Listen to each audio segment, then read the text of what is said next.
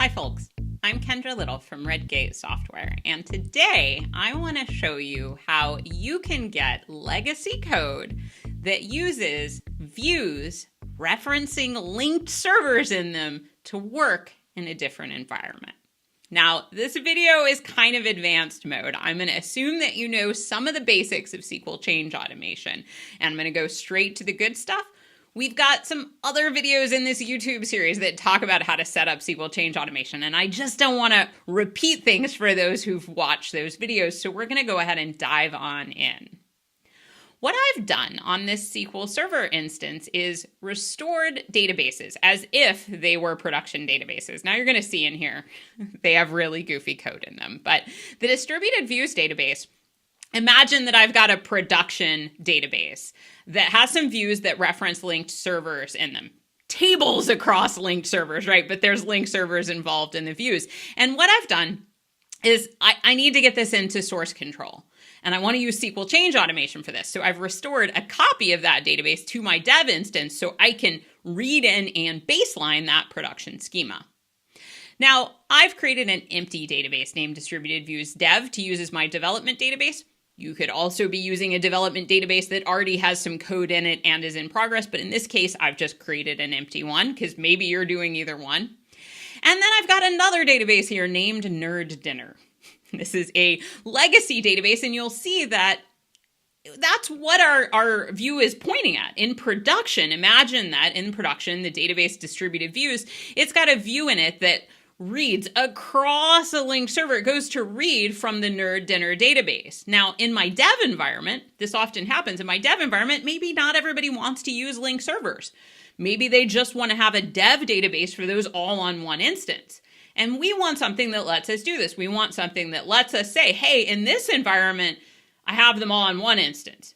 In this other environment, I have them on more than one instance, and here's the name of the link server for that environment. And then in production, here's the production configuration, and if it uses a link server, use the name that is used in production, because we are going to have completely different instance names all over the place. That's very normal to have in different environments, and often we've got firewalls and things that protect the production environment so that we aren't just querying it from the dev environment, and that is a very good thing.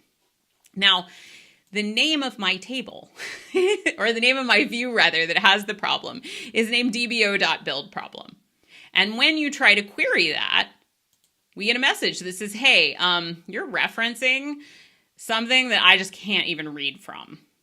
And sure enough, what you're going to see is that the dbo.buildProblem view, it's trying to read from that Nerd Dinner database, which in the case of where distributed views was restored from, it's across a link server. So we'll see that code in a second. What I'm going to do is go into Visual Studio, and on Tools, I'm going to open up SQL Change Automation because we are just getting started getting this code into production. So we are going to create a project.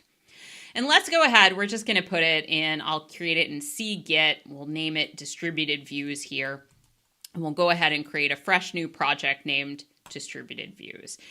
And we're going to get a wizard here to set us up. So I'm going to say we want to read in the schema from distributed views, that restored copy of the production database. And over here, my development environment is distributed views dev. Now, like I said, I'm going through this bit super fast. I'm going to tell SQL change automation to create that baseline that represents here is what the schema is in production right now. We want to start from this point and create changes on top of that.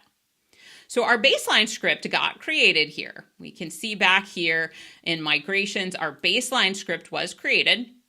And also if I expand programmable objects down here, hey, there's my build problem view. Buildproblem.sql got created there as well. But in the SQL change automation window, it says, hey, I've got pending scripts. The project contains scripts that haven't been applied to your database. And then I have the option to deploy. Well, what database? Well, the database it means is the one that I have configured as my dev database.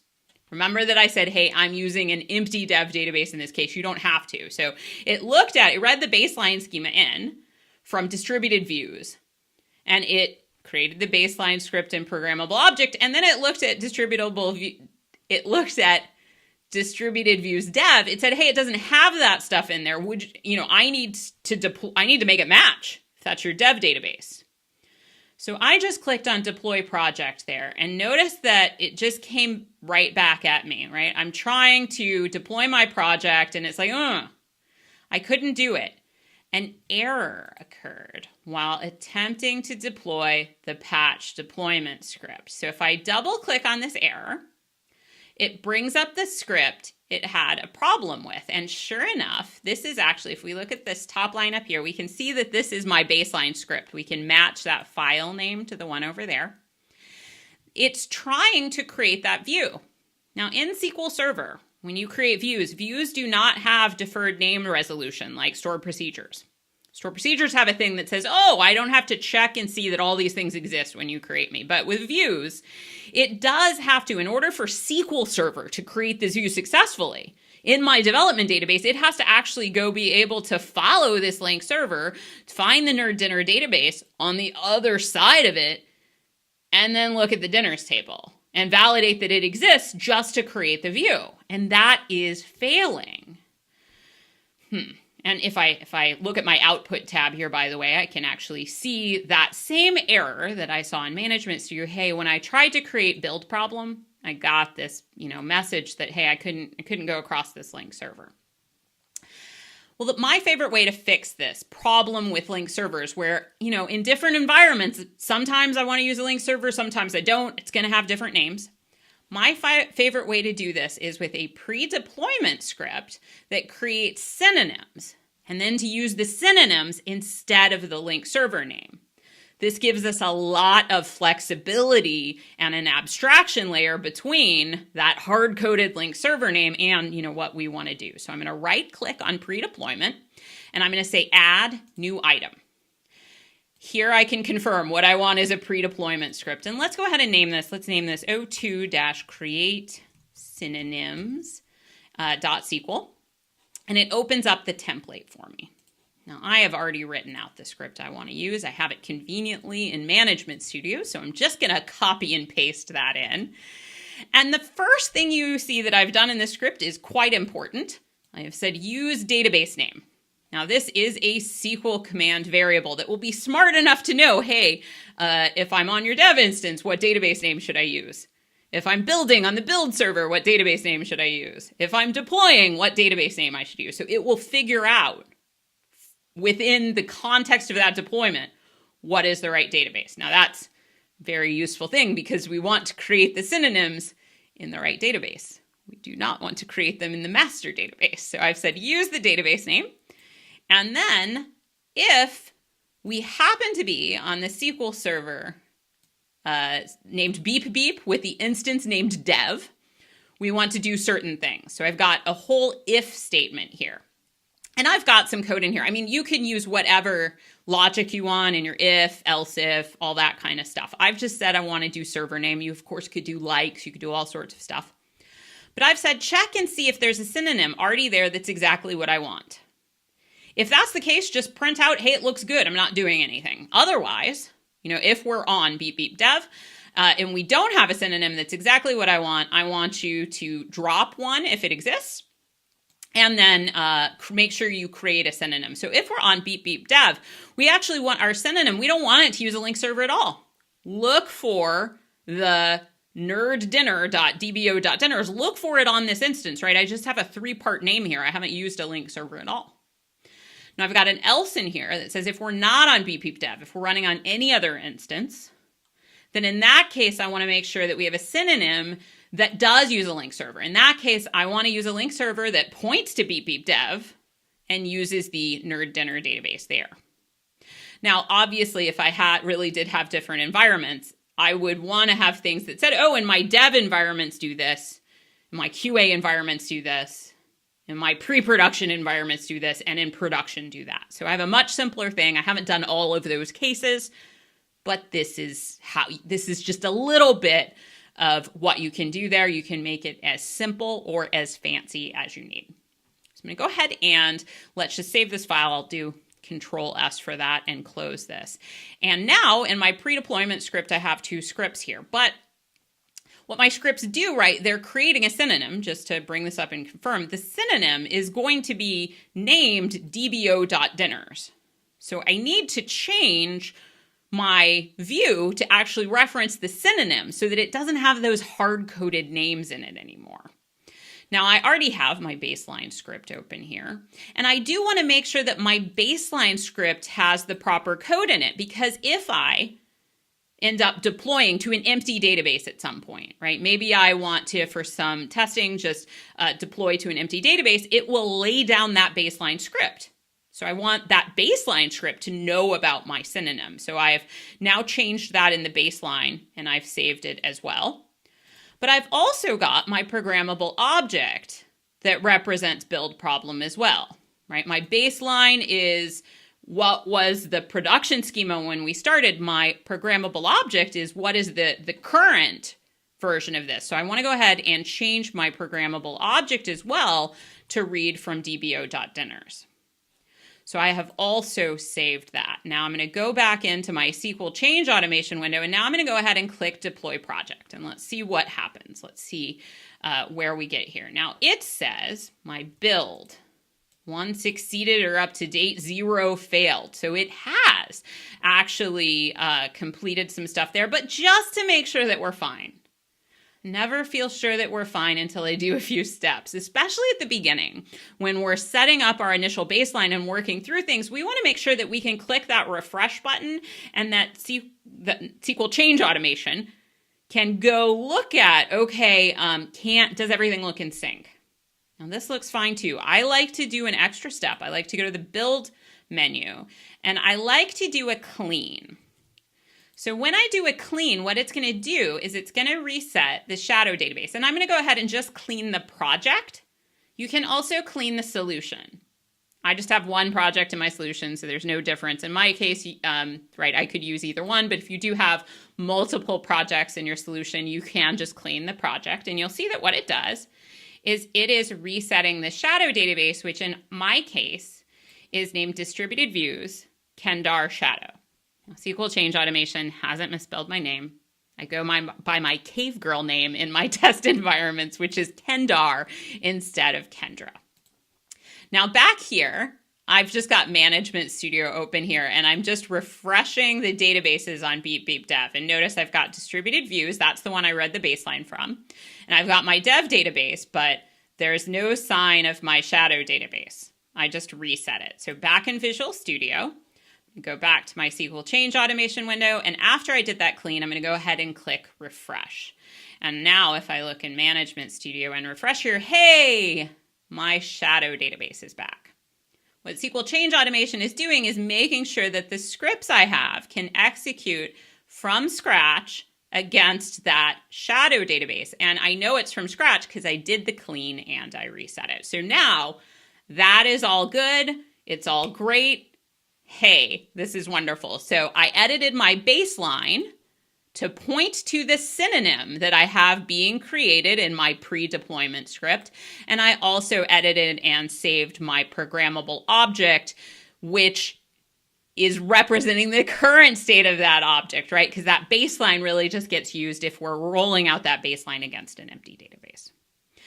Let's take this one step farther. So I'm going to go ahead and close my solution here so I don't have the files locked, because what I want to do is do a local build. So I'm going to open the PowerShell ISE. This is not nearly as cool as VS Code, but I'm not nearly as cool as some people who use VS Code either. I'm used to this old tool. And what I'm going to do here is just run a local build. This is the same kind of build that you can use if you're using Azure DevOps, formerly known as TFS, or VSTS, whichever you were using, right? Or if you're using, we have plugins for those, and we have plugins for Octopus Deploy, but everything you can do in those plugins/extensions, you can also do in PowerShell. So I am running the PowerShells here. And what I'm saying is that I want to do a build on a SQL Server instance named standard. Now here's the actual commands down here that do the build. And what I want to do, I'm going to say I want to run a build to validate. So the first thing I'm actually going to do here is I'm going to comment out some of my build code, or because I'm doing actually much more than a build here. I'm actually doing a whole deployment and release. So I'm commenting everything out except for the beginning here, which is saying I want to make a connection to a database server. And I'm using the build SQL server, who is my local instance named standard. And I want to build this database. I'm going to use a database named foo as my build database. Now, you could argue that Nerd Dinner is actually a weirder name. I've got some weird names in this demo. But if I look at this instance here, I have created this database named foo, but I don't have that view in it yet. And I don't have any synonyms in it yet. Since I'm not actually dynamically creating the linked servers in the script, right? You could actually add another script to dynamically create those linked servers. I have just already created a linked server on my build server that points to beep beep dev, because in that pre-deployment script, I said, hey, if you're not running against beep beep dev, I want you to use a linked server named beep beep dev, which we aren't creating, it already exists, to go look at and find that Nerd Dinner database. So we're going to validate that that works by building against beep beep standard and building against the foo database. Now, you don't have to hard code the name of the database you're building against. The main reason I'm doing that is because if I let SQL Server dynamically create the build database, it would clean it up afterwards. And then we couldn't look in it and see, hey, what synonym did it have? So I'm just using a hard-coded name so that there's evidence left behind. So I got a little error message here that says, oh, the specified path doesn't exist. It's because I haven't pointed it to the right location for my project. So I need to actually go find the folder that has the SQL proj file for distributed views and actually point my build script at the right place. So let's go up here to the top of the script. I had it in a different place before. So I did a simplified path this time. Let's put in the correct path. I'll clear out my screen there and then press play. And now, sure enough, it was actually able to find my project file now, and it's able to start the build. That validating project is the beginning of where it's saying, hey, I need to make sure that I can create everything in this project from source successfully. And we can see that it looked at the project. It did. Let's look at a bunch of stuff here. And here we go. We can see that it, went through, parsed the migrations, and it ran things successfully. Let's go and look at our build server here and refreshing things in foo. Sure enough, because I used a hard-coded database name, the database is still there, and it was able to create the build problem view. When we look at the synonyms, sure enough, the pre-migration script did create the synonym, and if I look at the properties of this, the logic worked properly, and it said, hey, this is actually over that linked server, beep beep dev, is where you will find Nerd Dinner and dbo.dinners. So to recap a little bit of what we did. What we did here is we created, let me open up my project again. We created a pre-deployment script that will handle the creation of the synonyms. And in that script, we do need to make sure that we cover all of the different places that this may run, because we need to make sure that that synonym is there. So I do recommend you got to be really good about this script if you use this technique and kind of cover all the eventualities. This script is fantastic, though, because this will make sure that for your dev environments, for your build server, and for production deployments, that it is creating the synonym properly. And of course, if you have an environment where you're like, oh, we're taking care of this in another way, you can leave that out here, right? But you absolutely can cover all the bases here. So we used this to create a synonym to provide that level of abstraction for us. And then we used the synonym in the views. We edited both the baseline script we created to represent, here is the baseline of the existing state. And then we edited the programmable object as well. Oh, this is dinners.sql, the synonym. We edited the programmable object that was in the views as well. Now, if you're making this change to get things into source control, you do need to make sure that the first time this releases to production, that you are, properly getting things in sync there. If you're nervous about that at all, restore a copy of your production database to staging if you don't already have that. You really want to have a staging environment whose schema really matches production, and use that to test before you ever do your first production deployment. And that will give you the confidence that you need to start those automated production deployments. Thanks, folks, for joining me today for this look at distributed views and synonyms in SQL change automation. I'm Kendra Little from Redgate Software. Bye, folks.